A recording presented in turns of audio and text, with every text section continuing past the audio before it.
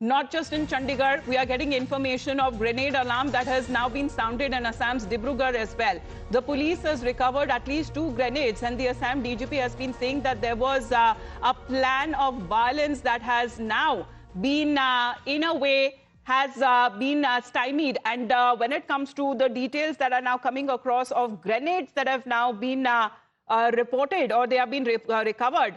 This is when it comes to a potential act of violence that has now been thwarted when it comes to the police there. The DGP giving the information. We have Pradeep Datta with us right now. Pradeep, grenades recovered in Dibrugarh, security that has been heightened.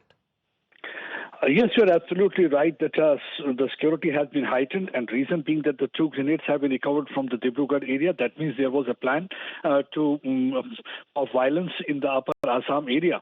So there are certain elements who are working overtime to sabotage peace in Assam region also, and that's one of the reasons that the security agencies are working overtime to ensure that these elements are kept at bay.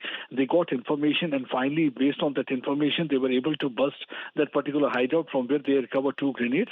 That clearly indicates that right from Jammu and Kashmir to Punjab and Assam, there are certain anti-India elements who are working overtime with the help of people from across the border, whether it's China or Pakistan. They are trying to sabotage peace and scuttle peace process in that region.